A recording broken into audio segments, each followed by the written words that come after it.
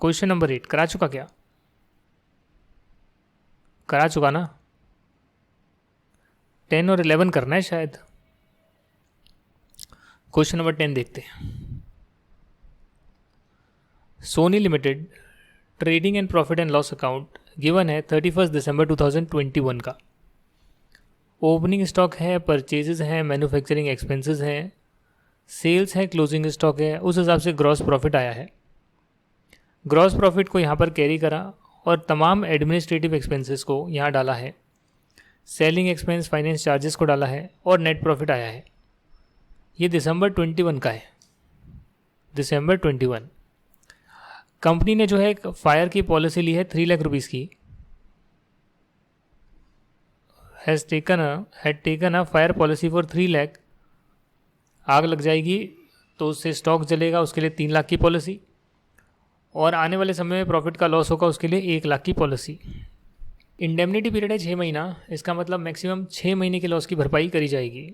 Fire जो है 1 अप्रैल 22 को लगी और entire stock was gutted and nil salvage value, कुछ नहीं मिला, सब कुछ खत्म हो गया। द नेट क्वार्टर सेल्स, मतलब कि एक्चुअल सेल्स जो हो पाई वो सीवियरली अफेक्ट हो गई। फॉलोइंग इन्फॉर्मेशन आपको दे रखी है। जनवरी से मार्च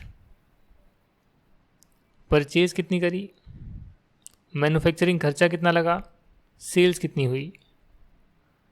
ये सेल जो है आई थिंक अफेक्टेड वाली है 1 अप्रैल 22 से 30 जून 22। आप इतनी ही कर पाए, नहीं तो बहुत ज़्यादा होती। स्टैंडिंग चार्जेस जो इंश्योर्ड है वो गिवन है। Actual expense incurred after fire given है। आग लगने के बाद कुछ एक्स्ट्रा खर्चे करने पड़ जाते हैं तो वो गिवन है।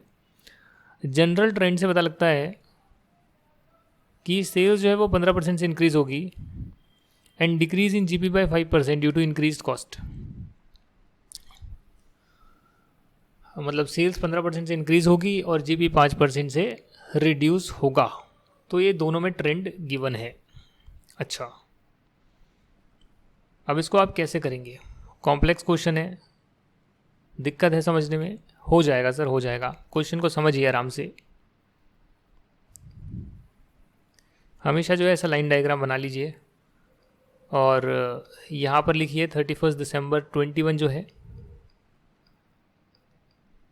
तो ये पिछला साल है।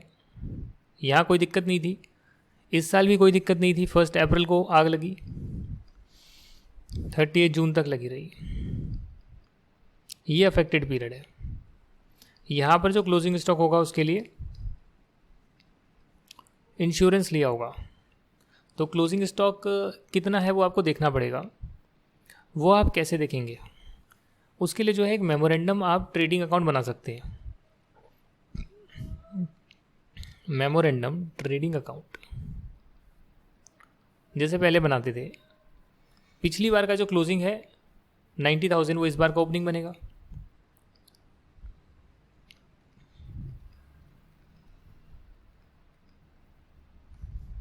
ठीक है जी, पिछली बार का क्लोजिंग इस बार का ओपनिंग बनेगा।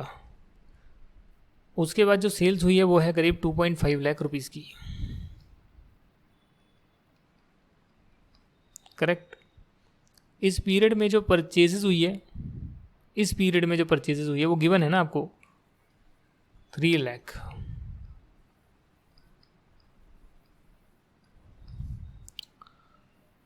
उसके बाद गिवन है मैन्युफैक्चरिंग खर्चे कुछ लगे 70,000 की। हो गया। सेल का सर्टेन परसेंटेज ग्रॉस प्रॉफिट मान सकते हैं, कोई दिक्कत तो नहीं है। क्वेश्चन में जो है जीपी दे रखा है कि वो 5% से डिक्रीज हो जाएगा, बट जीपी है कितना वो कैसे देखोगे आप? देखिए 10 लाख रुपीज़ जो है, 10 लाख रुपीज़ जो है सेल्स, तो उसमें 2.5 लाख ग्रॉस प्रॉफिट है। तो इसका मतलब कितना है? 25%, 25% ग्रॉस प्रॉफिट है। क्वेश्चन में गिवन है कि आपका ग्रॉस प्रॉफिट जो है कॉस्ट इंक्रीज होने की वजह से 5% रिड्यूस होगा, तो 25% की जगह हो जाएगा 20%। 20% कितना होता है सर? 2.5 लाख का। 10% 25,000, 20% 50,000। तो इस हिसाब से आप यहाँ पर सारी चीज़ें डाल लेंगे तो आपको बैलेंसिंग फिगर में क्लोजिंग स्टॉक पता लग जाएगा। ये आपकी है बैलेंसिंग फिगर। ये हम पहले करते थे, शायद आप भूल गए होंगे, लॉस ऑफ स्टॉक में हम करते थे, आप भूल गए होंगे। ये आपका लॉस आ गया, तो 2,60,000 का आपको लॉस हुआ है। पॉलिसी जो है आपने 3 लाख की ले रखी है, तो डेफिनेटली आपको जो है पूरा लॉस मिल जाएगा। एवरेज क्लॉज यहाँ पर नहीं है, तो आप एज्यूम कर सकते हैं कि विदाउट एवरेज क्लॉज है, और क्योंकि लॉस आपको सिर्फ 2,60,000 का ही हो रहा है और पॉलिसी ज़्यादा की है, तो ये पूरा लॉस आपको मिल जाएगा। ये तो आपने निकाल लिया फायर का। यदि एवरेज क्लॉज होता तो फिर आप उसके हिसाब से कैलकुलेट करते, राइट। बट यहाँ पर कोई सैल्वेज वैल्यू नहीं है, तो कैलकुलेशन का कोई मतलब बनता नहीं है। अब जो है लॉस ऑफ प्रॉफिट की बारी है। तो लॉस ऑफ प्रॉफिट तो हमने रिसेंटली करा है, जब आपकी फायर लग गई तब तक का तो क्लोजिंग स्टॉक चलो आपने निकाल लिया।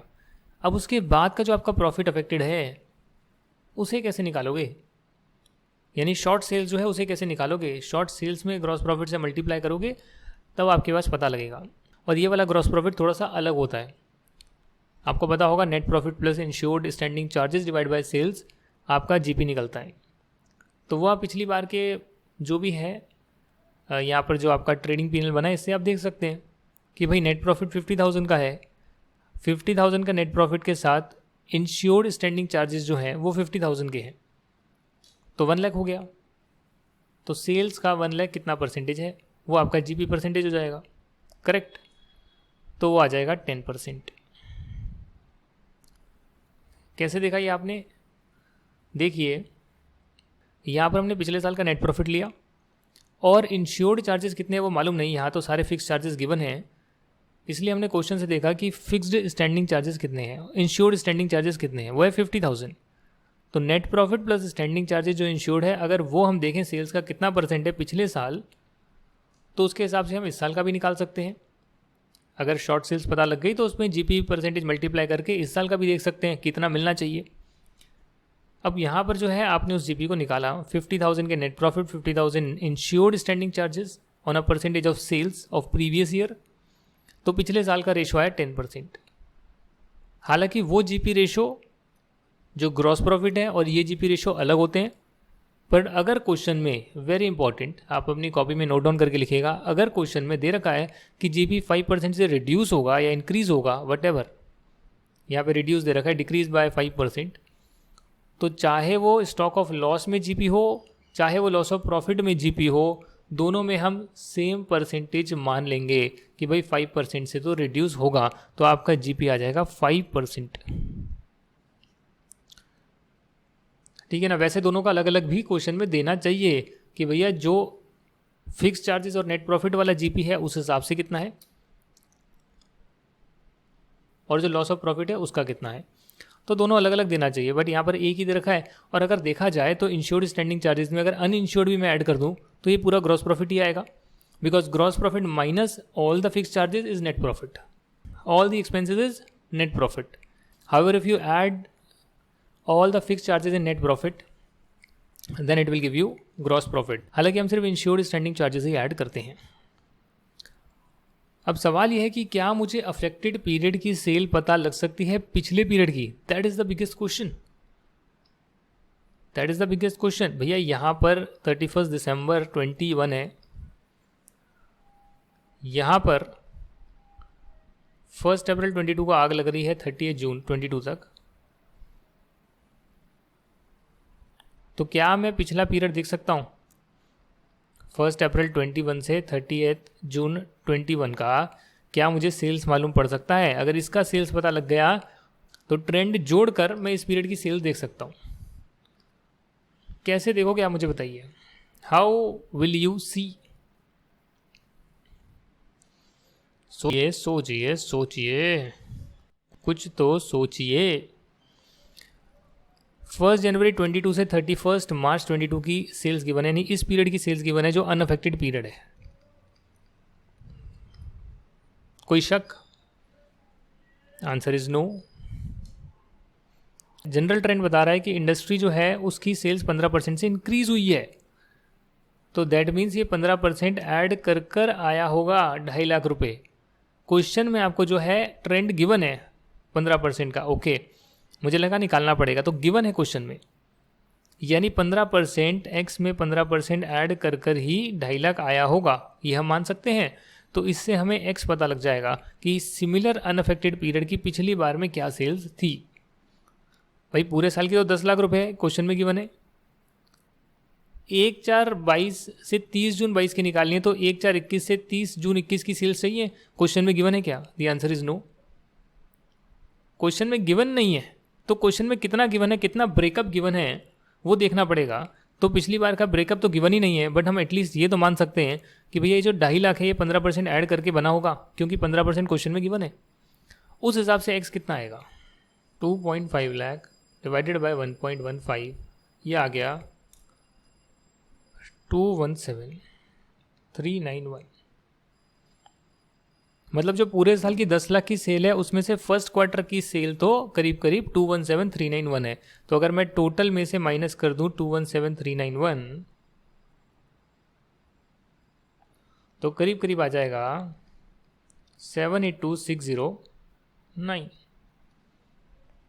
तो मैं कह सकता हूं भैया मेरे पास इतना ही ब्रेकअप गिवन है। वैसे तो मैं क्या करता, 10 लाख को सीधा 4 से डिवाइड कर देता या 12 से डिवाइड कर देता, मल्टीप्लाई कर लेता जितने ये महीने हैं, 3 महीने हैं, तो 3 महीने के हिसाब से कितनी बनेगी, अप्रैल मई जून की इवनली सेल रही होगी, ये मैं एजम्पशन लेता कि भैया हर क्वार्टर में सेम हो रही है।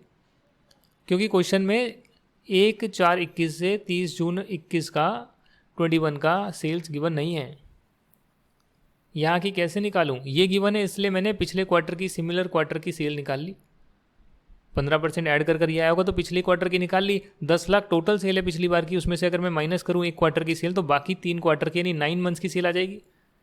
अब मैं इसको जो है मान सकता हूं कि ये इवनली डिस्ट्रीब्यूटेड होगी। भाई जितना ब्रेकअप गिवन है उतना तो करके देखें ना हम। 782,609 डिवाइडेड बाय 9 मल्टीप्लाई बाय 3, तो इस हिसाब से एवरेज आएगा 260,860 या 870। 260,870 जो है आपका शॉर्ट सेल्स आ जाएगी। शॉर्ट सेल्स नहीं आएगी, सॉरी, स्टैंडर्ड सेल्स आ जाएगी। पिछली बार के 3 महीने की सेल्स आ जाएगी। इसमें 15% जोड़ेंगे क्योंकि 15% ऐड करा है, अगले साल का ट्रेंड है। तो 3 लाख रुपीज़ आपकी करीब करीब कह सकते हो यहाँ की सेल्स आ जाएगी। इस अफेक्टेड पीरियड में आपने एक्चुअली में कितना बेचा वो है 87,500। तो अगर आप माइनस कर देंगे 87,500 कितना तो मैंने बेच लिया, तो आपको पता लगेगा शॉर्ट सेल्स कितनी है। और शॉर्ट सेल्स को आप मल्टीप्लाई करेंगे जीपी परसेंटेज से 5% से, तो आपके पास आएगा करीब 10,625। 212,500 शॉर्ट सेल्स मल्टीप्लाई बाय 5% जो कि ग्रॉस प्रॉफिट है, जीपी रेशो है जो कि हमने निकाला। हालांकि उसमें से हमने ट्रेंड एडजस्ट कर लिया, जीपी पे भी ट्रेंड होता है, क्वेश्चन में गिवन है तो है। Very important question. अगर आप कहेंगे कि भाई हमें पूरा का पूरा चैप्टर समझना है तो कौन सा क्वेश्चन करें, मैं बोलूँगा इलस्ट्रेशन 10 कर लो। इलस्ट्रेशन 10 में आपके इतने सारे कॉन्सेप्ट कवर हो जाएंगे कि loss of stock, loss of profit और जो तिगड़म है वो सारी चीज़ें कवर हो जाएगी। तो ये आपका लॉस ऑफ प्रॉफिट आ गया। लॉस ऑफ प्रॉफिट निकाल लिया, आपका काम खत्म। बस एक छोटी सी चीज़ हम और करते हैं, वो ये है कि जो एडिशनल खर्चे करने पड़े हैं, यहाँ पर आप देख सकते हैं जो एडिशनल खर्चे करने पड़े हैं वो भी आपको अलाउ हो जाएंगे। बट कितने अलाउ होंगे? या तो एक्चुअली में 60,000 है उतने, या जो आपने सेल करी 87,500 की वो इस खर्चे की वजह से करी होगी। हम तो यही मानेंगे unless and until given in the question कि इसमें कितना पोर्शन ऐसा है जो इन खर्चे की वजह से हम कर पाए हैं, सेल्स की रिडक्शन को बचा पाए हैं, सेल्स की रिडक्शन को बचा पाए हैं। नहीं गिवन तो मानेंगे भाई पूरा का पूरा जो हम सेल कर पाए वो एडिशनल एक्सपेंस की वजह से कर पाए हैं। और अगर ये नहीं करते तो इस पर भी तो 5% मिलता आपको। अगर ये हम माइनस नहीं करते तो इस पर भी तो 5% मिलता, तो वो। और आखिरी कि भाई जो इस साल का टर्नओवर है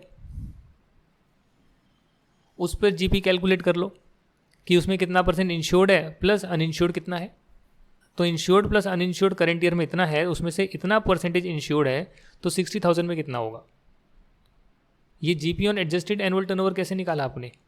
देखिए एडजस्टेड एनुअल टर्नओवर का मतलब है फायर की डेट से पिछले 12 महीने का सेल। समझ रहे हैं आप?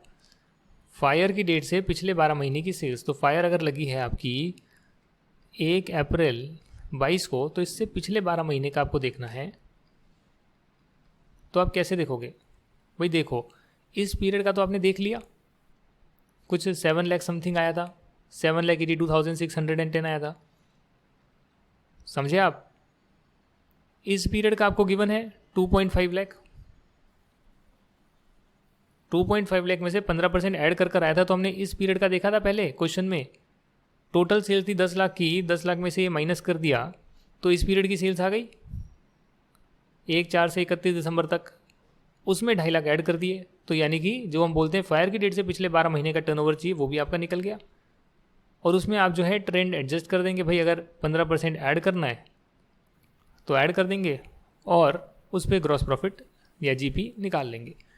तो आप कह रहे हैं करंट ईयर में पूरे साल का इतना जीपी बनता है जो कि इंश्योरेंस है। तो अगर टोटल इतना है मेरा जीपी, तो उसमें से इतना इंश्योर्ड है, तो 60,000 में कितना होगा? तो आपके अगर टोटल स्टैंडिंग चार्जेस देखे जाएं तो वो होते हैं आपके फिक्स्ड चार्जेस एक तरह से, जो कि है एडमिन एक्सपेंसेस। सेलिंग एक्सपेंसेस तो तब लगेंगे जब सेल होगी, तो जब सेल हो ही नहीं रही है तो ये आपका स्टैंडिंग चार्ज में नहीं आएगा। ये हम एज्यूम कर सकते हैं, अगर ये फिक्स्ड नेचर का है तो आ भी सकता है, बट क्योंकि सेलिंग है और सेल से रिलेट करता है तो मानकर हम इसे छोड़ भी सकते हैं। भाई जाहिर सी बात है, जब सेल ही नहीं होगी तो ये चार्जेस भी नहीं एंटर होंगे, और फाइनेंस चार्ज तो होंगे ही होंगे। तो 1 lakh plus 80,000, 1,80,000 total standing charges हैं, जिसमें से क्वेश्चन में गिवन है कि 50,000 इंश्योर्ड है। तो अगर 1,80,000 में से 50,000 इंश्योर्ड है, दैट मीन्स 1,30,000 जो है वो अनइंश्योर्ड है। और ये आप क्यों निकाल रहे हैं अनइंश्योर्ड? क्योंकि आप एडिशनल एक्सपेंस जब ऐड करते हैं तो उसमें 3 चीज़ें देखते हैं। एक्चुअल एडिशनल एक्सपेंडिचर, या एडिशनल एक्सपेंडिचर से जो सेल की मैंने बचत करी है उस पर क्या जीपी मिलता, मुझे कितना जो है इंश्योरेंस मिल सकता था, या कितना प्रॉफिट का लॉस हुआ यूँ मान लो। और थर्ड देखते हैं कि अगर पूरे साल का जीपी इतना है, उसमें से इतना इंश्योर्ड है, तो 60,000 में कितना इंश्योर्ड होगा। तीनों में से जो लोअर होता है वो आपका अलाउड होता है। तो यहाँ पर लोअर है 4,375, तो ये आपको जो है और खर्चा अलाउ हो जाएगा। 4,375 का और एडिशनल एक्सपेंस अलाउ हो जाएगा, और ये टोटल आपका क्लेम बनेगा। ठीक है जी।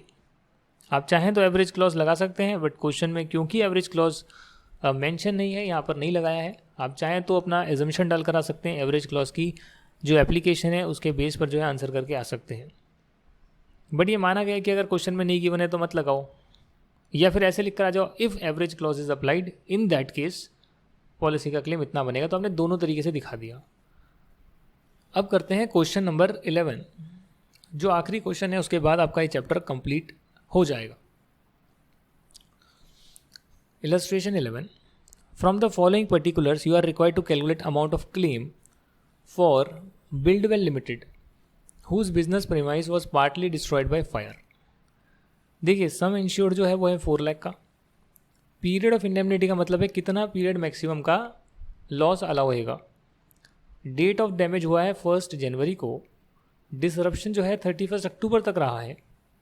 Subject matter of the policy was gross profit, but only net profit and insured standing charges are included. जी हाँ, वैसे तो आपने ग्रॉस प्रॉफिट को जो है एक तरह से उसका इंश्योरेंस लिया है, बट उसमें भी ग्रॉस प्रॉफिट का मतलब हो गया नेट प्रॉफिट प्लस जो फिक्स चार्जेस को आपने इंश्योर्ड कराया है, तो मिलेगा, उससे चार्जेस पे हो जाएंगे, नेट प्रॉफिट अपने घर ले जाओगे।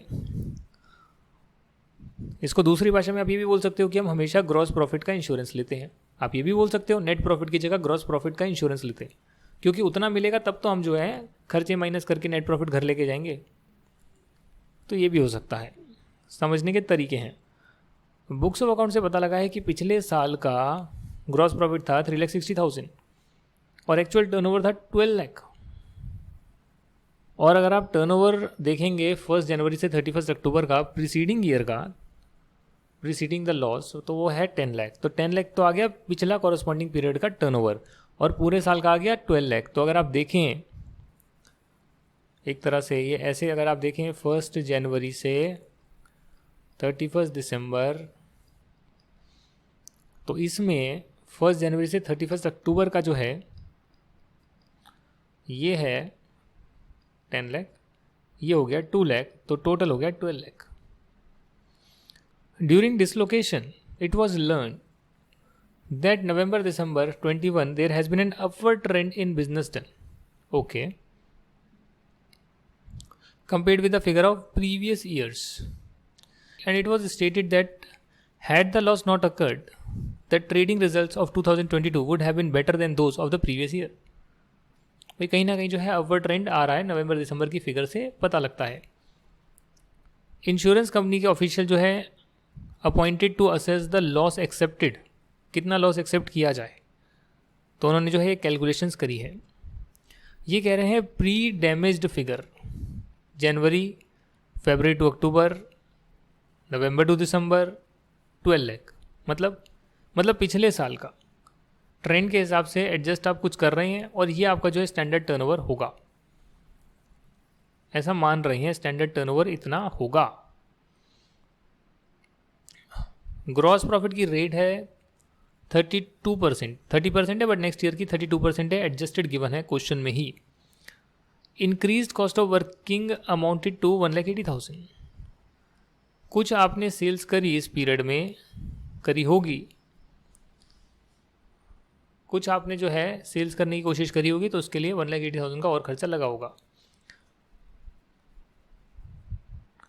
साथ ही में जो है पॉलिसी में एक क्लॉज है कि अगर आप कोई इंश्योर्ड स्टैंडिंग चार्जेस की बचत करेंगे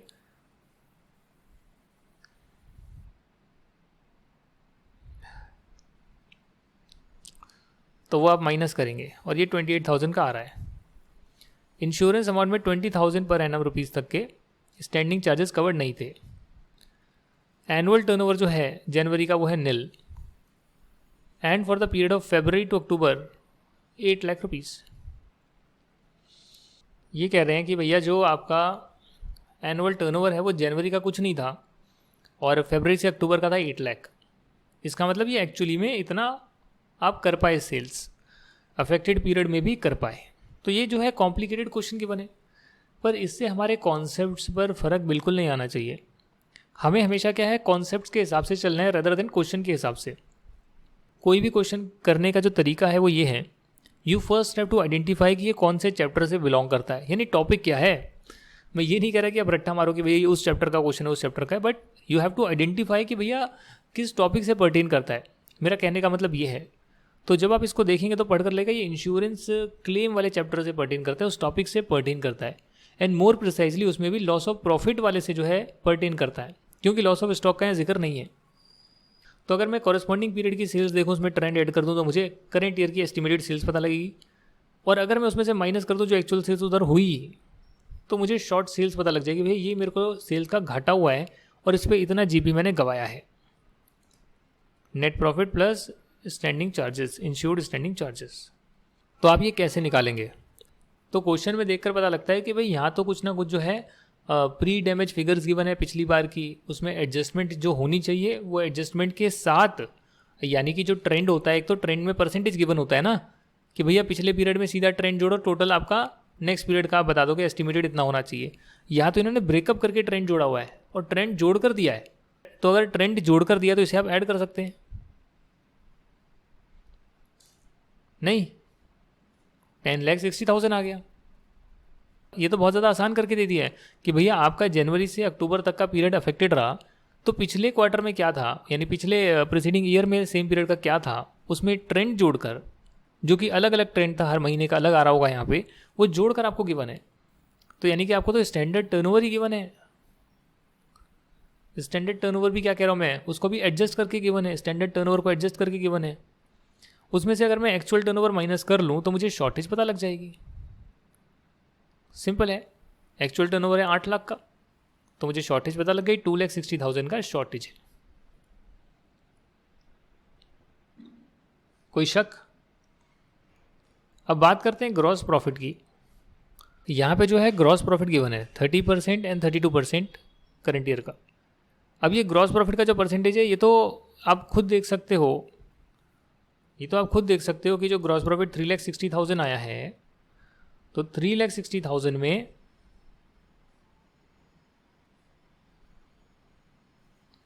तो 3,60,000 में अगर मैं डिवाइड करूँ 12 लाख से तो आएगा 30%। और अगर मैं 4,06,000 को डिवाइड करूँ 12,70,000 से तो आएगा करीब करीब 32%। यानी ये जो परसेंटेज निकाल कर दी हुई है ये तो सिंपल सा जो ग्रॉस प्रॉफिट है उसे सेल से डिवाइड करके बताया हुआ है। तो ये ग्रॉस प्रॉफिट मुझे जीपी रेशो के लिए नहीं चाहिए होता, मुझे तो net profit plus standing charges चाहिए जो इंश्योर्ड है, मुझे तो वो चाहिए। अब यहाँ पर क्या ऐसा कोई इन्फॉर्मेशन गिवन है कि भैया स्टैंडिंग चार्जेस कितने हैं? ऐसा कुछ गिवन है तो बताइए आप मुझे। यहाँ सिर्फ इतना गिवन है कि स्टैंडिंग चार्जेस जो कवर्ड नहीं है वो 20,000 है, यानी net profit plus all standing charges equal to gross profit. या ग्रॉस प्रॉफिट में से अगर आप सारे स्टैंडिंग चार्जेस माइनस कर दोगे तो नेट प्रॉफिट, यूं समझ लीजिए। हम ये कह रहे हैं कि ग्रॉस प्रॉफिट में से आप जो इंश्योर्ड नहीं है उसे माइनस कर लीजिए। तो यानी कि 4,06,400 में से जो इंश्योर्ड नहीं है उसको माइनस कर लीजिए, तो आपके पास आ जाएगा net profit plus insured standing charges on a percentage of 12,70,000। अब यहाँ पर अगर आप देखेंगे कि जीपी रेशो कैलकुलेट कैसे करते हैं, रेशो तो net profit plus insured standing charges divide by sale of previous year आप करते हैं, तब आपको एक परसेंटेज पता लगती है। तो कायदे में तो अगर देखा जाए यहाँ पर आप करंट जो सिचुएशन है उसमें आप चाहें तो आप यहाँ ग्रॉस प्रॉफिट गिवन है, इसमें से आप माइनस कर सकते हैं 20,000 और आप कंपेयर कर सकते हैं भैया पिछले साल में टर्नओवर के बेस पर कितना परसेंटेज इंश्योर्ड था। यहाँ पर ऐसा नहीं किया है, यहाँ पर जो है करंट ईयर जो है उसके हिसाब से यहाँ कैलकुलेट कर लिया है। हालांकि ये पीरियड एस्टिमेटेड है, एक्चुअल नहीं है।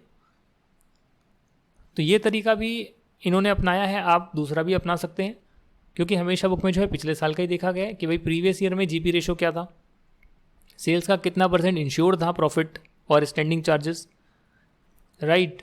तो आप वैसे भी देख सकते हैं। यहाँ पर तो करंट ईयर के हिसाब से देख लिया तो भी ठीक है, कोई दिक्कत नहीं है। जीपी रेशो आने के बाद करना क्या है? कुछ करना तो है नहीं आपको, बस आपको जो है 2,60,000 को जो शॉर्ट सेल्स है उसे मल्टीप्लाई करें जीपी रेशो से, आपको पता लग जाएगा कितना आपका जो है कितना आपको प्रॉफिट का लॉस हुआ है। ठीक है जी, शॉर्ट सेल्स पर ग्रॉस प्रॉफिट आ गया। कुछ एडिशनल एक्सपेंडिचर भी आपको जो है अलाउ होते हैं, जैसे कि यहाँ पर एडिशनल खर्चे कुछ करे गए हैं जो कि हैं करीब करीब 1,80,000 के। तो या तो 1,80,000 आपको अलाउ हो जाएगा, या 1,80,000 में जो आपने 1,80,000 लगा के सेल्स करी जो कि 8 लाख रुपए की सेल थी अफेक्टेड पीरियड में, उसमें कितना परसेंट इंश्योर्ड होता, वो अगर आप लेस नहीं करते, ये जो आपने 8 लाख यहाँ लेस करे अगर नहीं करते तो आपको कितना मिल जाता, ग्रॉस प्रॉफिट इतना मिल जाता। और लास्ट कि भैया अगर मेरा टोटल ग्रॉस प्रॉफिट इतना है जो इंश्योर्ड है और 20,000 अनइंश्योर्ड है, तो इस टोटल में अगर 3,86,400 इंश्योर्ड है तो 1,80,000 में कितना इंश्योर्ड होगा। तो जो तीनों में से लोअर है उतने का एडिशनल खर्चा आपको अलाउ होता है, तो आप प्लस कर लीजिए। और अगर आपने कुछ इंश्योर्ड स्टैंडिंग चार्जेस में सेविंग करी है तो उसे लेस कर लीजिए। तो ये आपका जो है इंश्योरेंस क्लेम एक तरह से आ जाएगा। अब ये काफ़ी कॉम्प्लिकेटेड क्वेश्चन था, ऐसे हमेशा नहीं आते हैं जी, मैं आपको बता दूं ऐसे क्वेश्चंस नहीं आते हैं, आ भी सकते हैं, टिपिकल क्वेश्चन होगा आ भी जाएगा। बट यहाँ पर देखने वाली बात थी कि ग्रॉस प्रॉफिट आपने जो है करंट ईयर का जो लिया है, बट वो एस्टिमेटेड बेसिस पर लिया है। हालांकि अगर एग्जैक्ट जीपी चाहिए तो आप पिछली बार का ले सकते हैं कि पिछला इतना परसेंटेज था तो इस बार भी इतना होगा। आपने करंट ईयर का क्यों लिया? क्योंकि यहाँ पर परसेंटेज में चेंज हो रहा था, जीपी की परसेंटेज में चेंज हो रहा था। यानी कि सेल्स चेंज हुई है तो जीपी तो नहीं आएगा, यहाँ पे जीपी की परसेंटेज में ही चेंज हो गया था। समझ रहे हैं आप? तो उस केस में आप क्या कर सकते हैं, इसलिए उस केस में आपने जीपी जो है वो 32% के हिसाब से लिया है, मतलब ट्रेंड को एडजस्ट करके जीपी लिया है। पहले वाले जो क्वेश्चन थे उसमें जीपी का परसेंटेज सेम मानते थे, इसमें आपने जीपी का परसेंटेज अलग गिवन है, इसके लिए आप लेटेस्ट वाला लेंगे। या अगर क्वेश्चन में गिवन होता पिछली बार का जीपी जो है 30% है, बट इस बार जो है 2% का इजाफा होगा, तब भी आप 32% मानते। तब भी आप 32% मानते। ठीक है जी। ये आपका जो है रिविजनरी टेस्ट पेपर है मई 20 का। नवंबर का तो आया ही नहीं है, मैं वेट कर रहा हूँ। और 21 का जब आएगा तब हम करेंगे 21 22 का। वो तो प्रैक्टिस हम करते रहेंगे आने वाले टाइम में, तो मुझे इसलिए लास्ट अटेम्प्ट का देखना पड़ रहा है। और इसमें अगर आप देखेंगे बोनस हमने करा, राइट हमने करा, इन्वेस्टमेंट अकाउंटिंग हमने करा, इंश्योरेंस क्लेम का भी क्वेश्चन गिवन है। तो यहाँ पर ये लिखते हैं कि trader intends to take a loss of profit policy. वो लेना चाहता है 6 महीने के इंडेमनिटी पीरियड के साथ। हाईवर उसको ये नहीं पता कि वो पॉलिसी अमाउंट कितना निकाले। Very interesting question and typical question. सोच कर देखिए कितना निकाले। ये डिटेल गिवन है कि भाई पिछली बार का टर्नओवर इतना है, स्टैंडिंग चार्जेस जो है 7,20,000 के हैं, लास्ट ईयर जो है 10% टर्नओवर का नेट प्रॉफिट आया था और सेम ट्रेंड जो है सब्सिक्वेंट ईयर में भी आएगा। हालांकि 25% टर्नओवर में इजाफा हो सकता है। To achieve additional sales trader has to incur additional expenditure of 50,000। तो क्वेश्चन नंबर जो 10 है उसमें आप अब ये कैसे कैलकुलेट आप करें। तो भाई ऐसा है कि आपको देखना पड़ेगा करेंट ईयर में टर्नओवर का कितना परसेंटेज जो है ग्रॉस प्रॉफिट है, जीपी रेशो है। जीपी और जीपी रेशो में फ़र्क है यहाँ पे। तो आप देखेंगे 36 लाख में 10% तो प्रॉफिट है, तो 3,60,000 प्लस 7,20,000 आपके स्टैंडिंग चार्जेस हैं जिसके लिए आपको इंश्योरेंस लेना चाहिए। On a percentage of 36 lakh कितना आएगा? 10% टर्नओवर का आ गया नेट प्रॉफिट 3,60,000 और आपके स्टैंडिंग चार्जेस हैं 7,20,000। तो 36 लाख का करीब 3,60,000 प्लस 7,20,000 आया 10,80,000 डिवाइडेड बाय 36 लाख।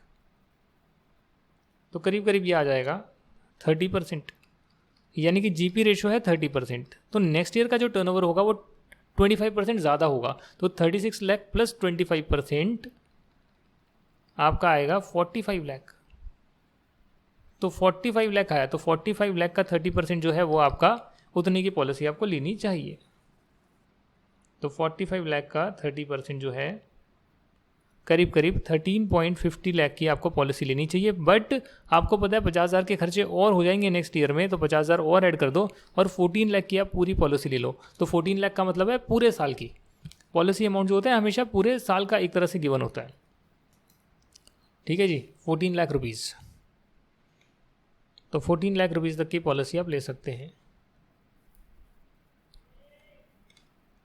ठीक है, ये कैलकुलेट आपने कर दिया है। तो ये टिपिकल क्वेश्चन था, ये बुक में गिवन नहीं है, आरटीपी में गिवन है। तो आपको ये भी आना चाहिए। जब कोई चैप्टर कर रहे हो तो उसको ऐसे करो कि वो आपको पूरा आ जाए अच्छे से A to Z, ताकि इसमें से कोई भी क्वेश्चन है, पॉलिसी अमाउंट निकालने का क्वेश्चन है वो भी कर सको, लॉस ऑफ स्टॉक है वो भी कर सको, लॉस ऑफ प्रॉफिट है जो कि हमेशा आता है वो भी कर सको। तो ऐसे आपने 14 लाख निकाल लिया। तो ये क्वेश्चन के साथ जो है आपका आरटीपी के साथ और स्टडी मटेरियल के क्वेश्चंस आपके हो गए हैं। जो पीछे की एक्सरसाइज है वो आप ज़रूर होमवर्क में ट्राई करिएगा। समझ रहे हैं आप? ये आपका होमवर्क है ताकि आपका दिमाग लगे, आप खुद ट्राई करें और अपने जो है 10-12 नंबर जो है 12 नंबर जो है पक्के कर लें। चलिए फिर मिलते हैं नेक्स्ट क्लास में। Thank you so much and bye bye.